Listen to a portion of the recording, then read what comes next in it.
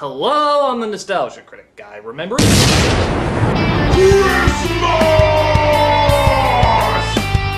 Christmas! Christmas! Hey, have I mentioned yet that I love Christmas? I do! I love Christmas! The absolute best time of the year!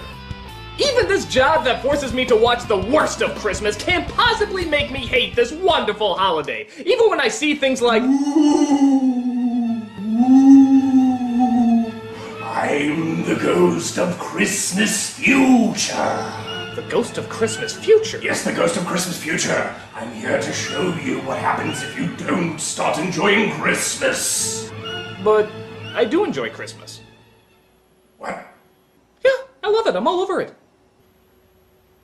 You've absolutely no hatred for Christmas. No, it's my favorite time of the year.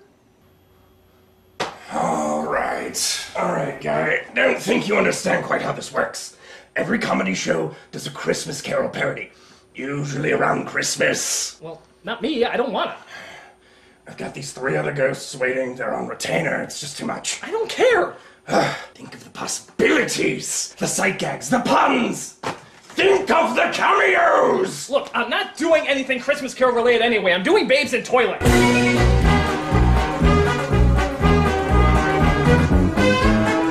Babes in Toyland? The Disney flick? No. This one was made in the 80s. 1986 to be exact. It has half the talent, half the creativity, and definitely half the effort. It's about as cheap as a musical knockoff can get. And just to make things even better, it stars a young Drew Barrymore and a young Keanu Reeves. Oh, you say you love Christmas now, Critic, but wait until you see this candy-coated abomination. Don't worry, Critic. I'll be back.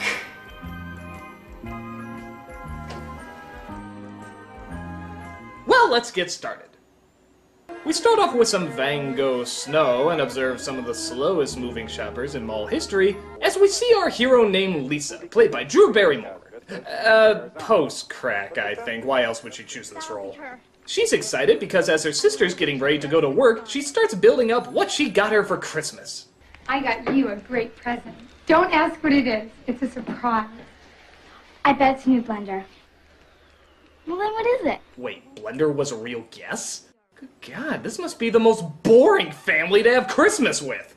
Oh boy, I can't wait to see what it is! Wow! It's a box! So she puts on her raincoat for the snow. Lisa gets concerned because of the weather report. And here's Gail with an update. As of 10 p.m., the giant Canadian storm continues to surge its way south. They're calling it Hurricane Canuck. So Lisa decides it's too dangerous for her sister to work tonight and tries to go get her. There's Bill and Ted's excellent Kwanzaa. How about a quick Christmas pizza at Capone's before I drop you home? Jack, I don't think I could eat 3 pizzas. Oh, here we go again. The Delilah of the 5 and dime. Oh, we thank you for this bountiful performance we're about to receive. Mary! Lisa, what are you doing here? Sorry, I tried to call, but the phones are down. Mary, you gotta come home right away. Someone should tell Barney to close the store. Here comes your big chance. Now that's a Keanu moment. I'm sure in the script it was written, I do not wish to partake in conversations with that man. To which Keanu translated it as... as opposed to his cha. Doing your job is pleasing me, which in your case would not be difficult, you know what I mean? No, I don't. You know, for a smart-looking girl, you're really pretty dumb. Don't you know it's better business to be nice to the boss? Don't you talk to Mary like that.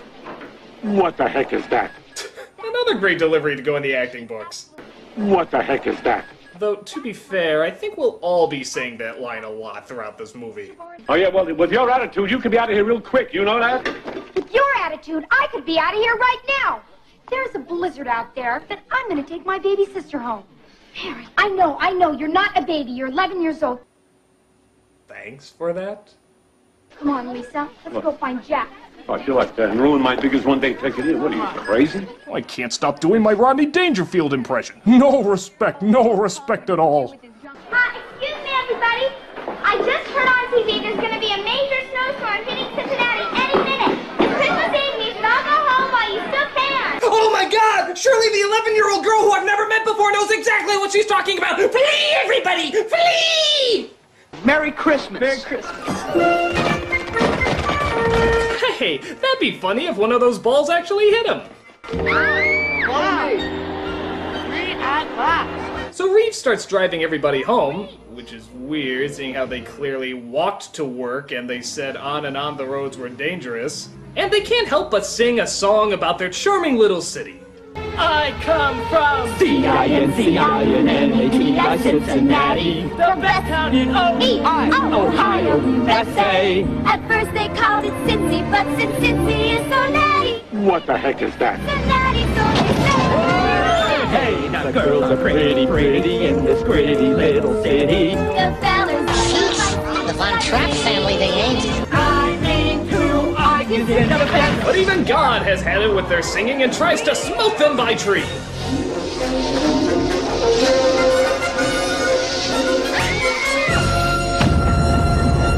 So in the weirdest transition to a magical land, Lisa falls out of the car, slides down a hill on her sled, and bumps into a tree. I'm sure C.S. Lewis was watching this shouting, "Gah, I knew I could have made that weirder."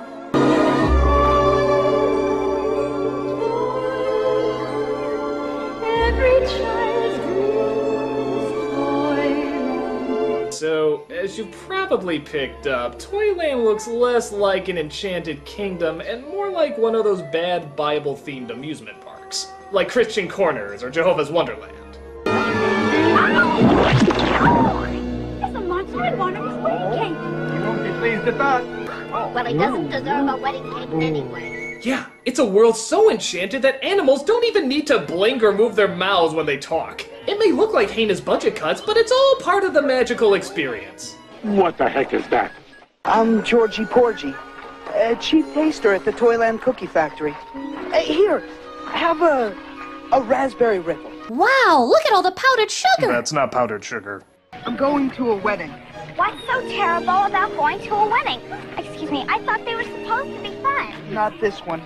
My best friend Jack's sweetheart Mary is about to marry that terrible mean old yicko Barnaby. But she really loves Jack. What the hell? See the house on the hill? The bowling ball? No, where? That's Barnaby's house. Sometimes when he gets really angry, he rolls his house right down the street and knocks people over like they were 9 pins. God, this guy sounds really weird. No, your remote control disappearing on you is weird. Living in a bowling ball is fucking insane. Why is Mary marrying this terrible old Barnaby instead of his friend? Because Barnaby bought the mortgage on her mother's house and said he'd throw them all out in the street if she didn't. Well, Mary's too loyal a daughter to let that happen. And what's even worse, Barnaby is Jack's uncle. Wait, does this guy do anything outside just shouting exposition? Now, before we begin watching The Fellowship of the Ring, I think it's only fair to go through the entire appendix of the Lord of the Ring trilogy. Oh! Aragorn and Arwen's history is a long and complicated one. So as they roam through the land of furries, they finally come across Jack, who is not happy that Mary is marrying Barnaby. Oh, the whoa. That's Barnaby, with his 2 goons, Zach and Mac. But Mary's so young and pretty. She cannot possibly marry a hideous creature like that. Yes, for as we all know, all pretty young people are good and should only marry other pretty young people, and all ugly people deserve to be shunned and only marry the leftover feces found in roadkill. Don't fuck with us. We've been to mime school. I'm trapped in a box. I'm trapped in a box. I now pronounce you. But she doesn't love him. She loves Jack. And she really shouldn't be marrying you. So, even though she knows absolutely nothing about this person, Lisa tells Mary not to marry. And Barnaby now, for whatever reason, is totally helpless to stop her. All he can do is threaten her with his Clinton thumb. Let's hear it for Lisa! Yay! She pointed out the painfully obvious and it worked for no reason. Let's cheer until the rafters echo, and after the echo has died away. Sorry, the other half of us would be singing if we had the ability to move our lips. Ooh, does this movie make you hate Christmas yet? No, I mean it's not good, but it doesn't make me hate Christmas. Look, I don't think you're taking full advantage of this opportunity. The jokes, they just write themselves. Look! Ooh, it's the ghost of Christmas Phallus. Get out of here! Oh, come on, this took me like 4 hours in Photoshop. Go! So we cut to... You know, just putting the name of a magical place on the side of a barn doesn't make it a magical place. No, seriously, honey. We're in France. Ow! Cookie break! So Barnaby and the Nosferatu brothers have an evil scheme. They're going to dump all the cookies down a trapdoor that I'm shocked nobody in the factory ever noticed before, and try to blame Jack for it. While that's going on, Lisa is introduced to many of the residents in Toyland. How dare you not marry that nice, rich Mr. Barnaby? Because I don't love him. And you know perfectly well why not, Mother. I'm sorry, Mrs. Hubbard, but my mom always... Did Humpty Dumpty just die on that wall? I don't think he's breathing. Oh, I had an idea about that. Stay tuned. He's here through this whole scene, and I swear to God, he never moves a muscle. Just look at his dead eyes. You can totally tell they're not alive. In fact, I think you can actually spot the moment when he leaves our world forever. Mrs. Hubbard, but my mama always And do the right thing. there he went. I hope he's handled with care. He can't be easy to bury. Oh, wow, what nifty little cars. When in Disneyland, ride the Lame-mobile. For those of you who think the Dumbo ride is too exciting. Arrest that man. 6 months' inventory is missing, involving millions, many millions of cookies. Thousands of boxes of cookies. God! You know, it doesn't seem very wise to have an entire cookie-based economy. Is Chips Ahoy like the Wall Street of this world? Was there an Occupy Oreo protest going on? You can't buy the necessities of life with cookies. You can't buy a car with cookies. Am I right, Jim? Oh, that's true, sir. You can't. So Jack gets arrested, but his friends manage to break him out disgustingly easy. I wouldn't be surprised if the bars were made of licorice. He could have just chewed his way out. Thus, they decide to go to the Toy Master, the ruler of Toyland, to fix everything. The Toy Master would never let that happen. He let Barnaby put Jack in jail. Yeah, but the Toy Master doesn't know about that. Well, don't you think it's time he did? Wow, that's the manliest image I've ever seen since He-Man stepped foot into his pink Cadillac. I'm off to find my dignity! So they go to the Toy Master, played by Mr. Miyagi himself, Pat Morita. Because clearly this casting couldn't get any more surreal. Wow, he must be a pretty important person, the Toy Master. Well, let's put it this way. I don't think Santa Claus would let just anybody make all the toys for all the children in the world, do you? No. Just like corporate America, when Santa's too lazy to make things himself, he hands it over to the Asians. That's productivity at its best. I'm going to let you in on a little secret, children. Actually, a very big secret. A secret I've never shared with anyone before. What secret? Oh my God, no! Oh. I've been collecting the evil of the world. You have? Yes, I seek it out, and I isolate it. I extract it, and then I distill its essence, and I seal it in here. It also releases a hot blonde and a midriff. So Jack gets the idea to go back to the cookie factory to search for clues. Because, of course, no authorities would be at the scene of the crime. Yeah, not CSI Toyland's best work. But Barnaby has a surprise for him. What happened?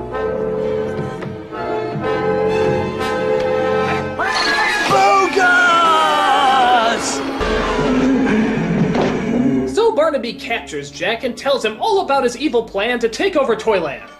I plan to own it, and when I do, there'll be some very interesting changes. Over my dead butt!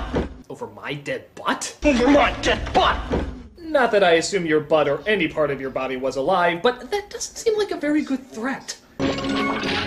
Jesus, why do they drive everywhere? This place has to be like 100 feet long. You could hop on one foot and get there in good time. Nobody's ever been inside Barnaby's house before. It could be very dangerous. I'll search it. You two stand guard. But wait a minute, something I'm sorry, Lisa, but it's time I did something besides cry. That's right. Fuck you, scriptwriters. This role's gonna have some meat. But what a shock. Going into a bad guy's lair gets her captured too. So they go back to the Toy Master to seek more advice. Don't you have the power to turn Barnaby into a wind-up pussycat or something? Oh, but what if there's still some good inside of him? There's no good in Barnaby, sir. The struggle between good and evil goes on inside of everyone. Not in me, old man! I still think there's good in you. Please! Please! Oh, the beautiful flask of evil. You don't need any more evil, Barnaby. You know, I may not be an escape artist, but I think she can get out of that. Oh my god, they got me, Don't you dare touch a hair on that child! I'm not a child. Yeah, a child doesn't get drunk at age 9. You're wrong, my interfering little Sensei Watsky. So he leaves his bird to gobble them up when he, get this, accidentally cuts the ropes. Whoops. I can't push him in! They outwit the creature and try to figure out what's the best course of action. You and Georgie must find a way to get the flask of evil back. Why us? What? Well, because I'm old and you are young. And the challenge of protecting good from evil eventually always falls to the young. This is how we protect our traditions. Yeah, this is how you protect your cowardly ass, you lying schmuck. I saw Karate Kid. You can wax on, wax off these bozos before Happy Days comes on.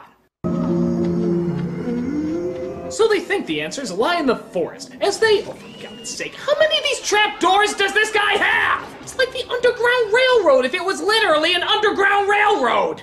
You're the monster of Toyland, Barnaby. How could you ever wish evil on the most wonderful place that ever existed? You're insane. Well, yes! What's that? Well, yes! Did a pitch bull munch on his nuts while reading that line? Well, yes! Well, yes! So he starts to spray them with gas to turn them evil. But Lisa is immune because she's from Cincinnati? Nothing's happening to me. I guess I'm immune because I'm from Cincinnati. Yes, Cincinnati. Why does coming from Cincinnati make you immune? Do Cincinnati lungs breathe evil toxins all the time that they just become used to it? They put on with me. It'll help keep your lungs straight. C-I-N-C-I-N-N-A-T-I, Cincinnati. Wait, so if she makes them think they're from Cincinnati, that somehow cures them of being evil? What sense does that make? Are they trying to convince us that Cincinnati is like the one true religion or something? Sheesh, they're gonna be going to every door in Toyland proclaiming the word. And if you say the Cincinnati prayer enough, you'll stay away from evil. But my lips move just as much as Thomas the Tank Engine's. Well, as long as you accept Cincinnati as your true Lord and Savior, everything will be fine. What do you say about that? Tiny Tom. What? Okay, look. Handsome Tom is a tall guy. So if we call him Tiny Tom, it'll be just like the Willow joke. It'll be exactly like the Willow joke! Yes, but it's Christmas, so we'll be forgiven. Get out here! So the Cincinnati song, for whatever half-baked thought process, keeps them all good and they manage to escape. But Barnaby has his own garage of children's convertibles to chase them down as well. Pow, pow, Power Wheels, pow, pow, Power Wheels, Power Wheels, Power makes me go. That's a little one. I want her. You know, as riveting as this chase sequence is, I can't help but feel it's missing a certain something. Let's try it with this.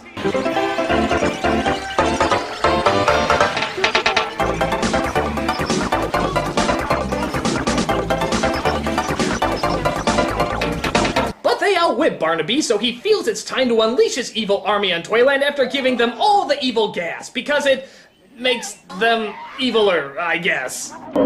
Yes? Someone knows? I have only toys here. Toys cannot protect us from anything. As long as there is one person within these walls who can't believe in them. Who doesn't believe in toys? Yeah! Whatever that means! There is one person who was never really a child. Life made her grow up too fast. It must be you, Lisa. Me? You're always saying I'm not a child. And I guess maybe you never have been. Always saying it was brought up twice throughout the entire movie! And even then, it was pretty much just glanced over! And what's this about being forced to grow up too fast? We never saw anything that indicated she grew up too fast. She still talks like a kid, acts like a kid. What is she overcoming? A last-minute ditch for a lazy writer to slip in a stupid plot thread? What do I have to do? Believe in Toyland and all that it stands for. Because she didn't before? If you can see. Okay, you know what? I'm gonna sick of the Santa fortune cookie shit. I'm just gonna skip to the part where she overcomes her obstacles that they forgot to have written in. I believe in you, toy soldiers. Don't you see? I believe in you. I believe in you and all the toys.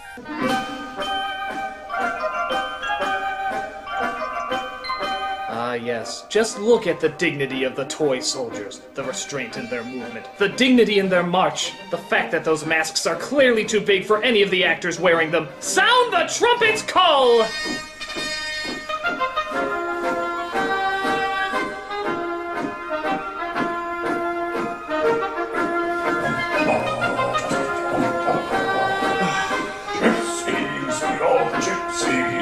Will you knock it off? I'm not doing a Christmas Carol parody! Okay. What happens if one of the producers actually made a video for the parody?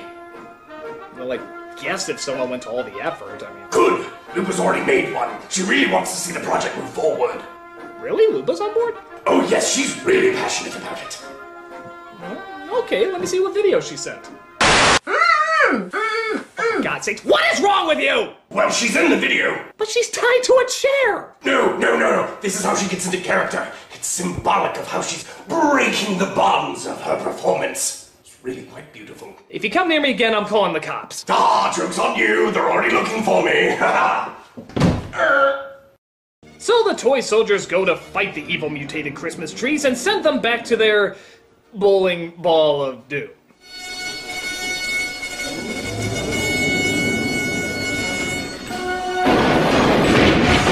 Whoa, this shit just got real!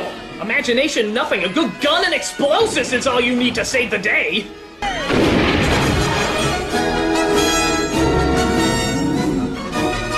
Red, the blood of angry toys! Black, the dark of Barnaby's ass! Cry, plastic, and let's lift the pound puppies of war! Don't fire until you see the whites of their eyes or the skin of their obviously falling off masks. Not quite yet, Uncle Barnaby. See you at Thanksgiving! So Barnaby and his evil army are defeated, and they're banished out of Toyland forever. For your evil against Toyland, you are hereby banished into the forest of the night. Forever. I'm only doing this because I still think there's good in you. So Mary and Jack finally get married, Lisa's the flower girl, the whole destroyed cookie economy thing never comes into play, and Lisa is finally sent on her way home. But I want to say goodbye to the toy master.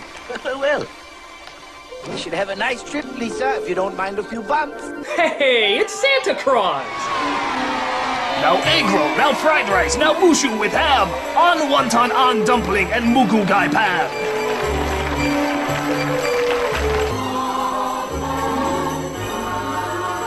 I think we'll take the Milky Way. All the way.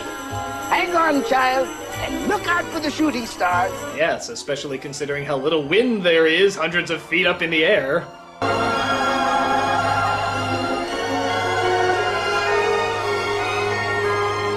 Okay, film, there's no excuse. You should have reshot that. So Lisa wakes up in her house and, wouldn't you know it, it was all just a dream. We must stay young and try to be good. And above all, we must believe. And then we'll always have a Merry Christmas and everything, won't we? Always and always and always. Wait, one more time. I don't think it was contrived enough.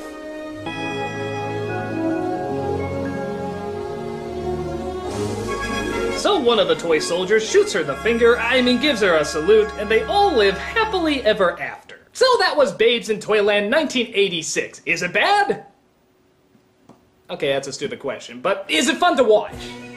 Well, I certainly say yes. It's really campy and really lays on the cheesiness. It's a great film to watch if you're just looking to laugh your brains out at something so ridiculously silly.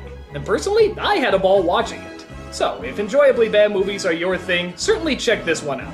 Maybe you'll regret it, but you'll have fun regretting it. I'm the Nostalgia Critic guy, remember? Nobody knows. Excuse me one moment. The trouble I've seen. Nobody knows but Jesus. It's so hard to cry when you don't have any eyes. Hey, buddy. You doing okay? Look, just because I'm not doing a Christmas Carol parody doesn't mean I'm not going to do some kind of Christmas parody. Come on, buck up, little camper. Tell you what, why don't I let you pick the next horrible Christmas movie I can do? It can be anything I hate. The Grinch. It can be any of the Rankin Bass stuff. The Grinch. It can be the Killer Snowman movie. The Grinch. What's the name of the Jonathan Taylor Thomas? Next week's The Grinch. God damn it! I come from C-I-N-C-I-N-N-A-T-I, Cincinnati, the best town in Ohio, USA. At first they called it Cincy, but since Cincy is so natty, they named it Cincinnati, so they say. Hey, now the girls are pretty, pretty in this pretty little city. The fellas are the feistiest I've seen. And when it comes to ball games, the Reds and the Bengals small teams. They knock the socks off all teams on the green. I mean, true, are you indefensible? You know, maybe this isn't the best way to get into character. Like that butt!